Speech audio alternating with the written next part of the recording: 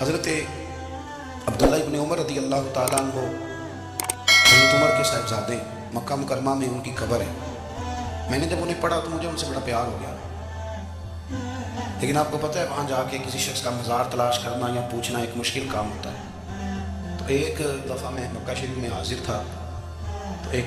گاڑی والا ڈرائیور مجھے کہنے لگا کہ مولانا میں آپ کو جانتا ہوں، مجھے آپ سے محبت ہے، ایک بات بتاؤں آپ کو۔ میں نے کہا بتاؤ۔ کہنے لگے حضرت عبداللہ ابن عمر کی قبر دیکھنی ہے؟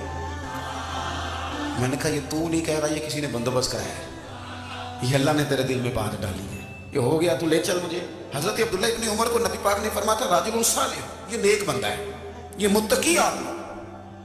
حضرت عبداللہ ابن عمر رضی اللہ تعالیٰ عنہ سیدنا فاروق اعظم رضی اللہ تعالیٰ عنہ کے صاحبزادے ہیں، اور ان کی ہمشیرہ سیدہ حفصہ رضی اللہ تعالیٰ عنہ حضور کی زوجہ محترمہ۔ ایک دن اپنی ہمشیرہ سے کہنے لگے کہ نبی کریم صلی اللہ تعالیٰ علیہ وسلم گھر میں آئے نا، اور اگر حضور غم امت میں پریشان نہ ہوں، طبیعت کو حشاش بشاش دیکھو تو ذرا پوچھنا تو صحیح حضور کا میرے بارے میں کیا خیال ہے، پوچھنا تو صحیح کہ کریم کی بارگاہ میں میرا کیا مقام ہے، میرے بارے میں حضور کیا فرماتے ہیں۔ اب بہن کو کام بتائے اور بتائے بھی بھائی، اور پھر بہن وہ کام نہ کرے، یہ تاریخ میں ہوتا نہیں۔ حضرت عمر فاروق رضی اللہ تعالیٰ عنہ کی صاحبزادی ام المومنین رضی اللہ تعالیٰ عنہ فرماتی ہیں کہ میں تو بس منتظر تھی، انہوں نے تو کہا تھا نا کہ اگر تم حشاش بشاش دیکھو تو بات کرنا، لیکن حضور تشریف لائے، میری باری تھی، میرے گھر تشریف لائے، کھانا پیش کیا تو فوراً میں نے عرض کی حضور ایک بات پوچھنی تھی۔ تو حضور نے فرمایا پوچھئے۔ میں نے عرض کی حضور میرے بھائی عبداللہ ابن عمر کے بارے میں آپ کا کیا خیال ہے؟ نوجوانوں میری بات پہ غور کرنا، میرے بھائی کے بارے میں آپ کا کیا خیال ہے؟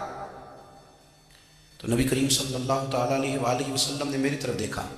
اور پھر حضور زیر لب تھوڑا مسکرائے،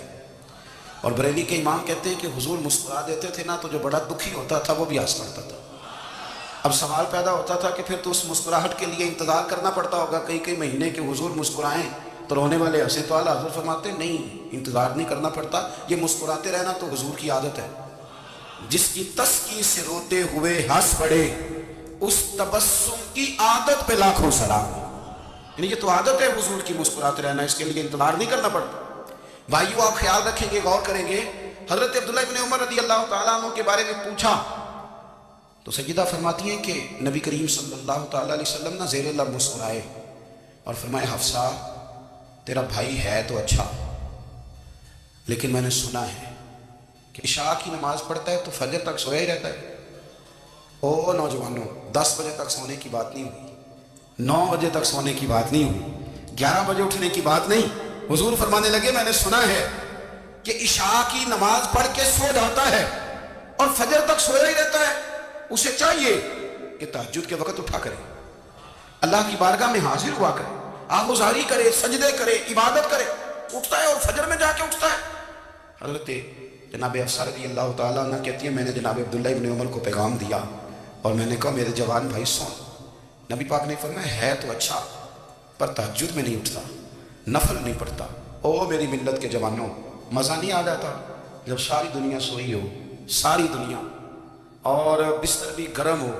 اور نیند بھی پورا غلبہ کر رہی ہو، اور اچانک گھنٹی بجے دماغ میں، آنکھ کھلے، گھڑی پہ نظر پڑے، 3:30 4 بجے کا پیغام گھڑی بتائے، اور کوئی چڑھتی جوانی والا اٹھ کے وضو کرے، اور جب وہ مصلی کھول کے بچھائے تو مدینے والے محبوب کہتے ہیں کہ ہر نماز پہ رب ثواب دیتا ہے، اور جو اٹھ کے تہجد کی نماز پڑھے اسے دیکھ کے تو رب مسکراتا ہے،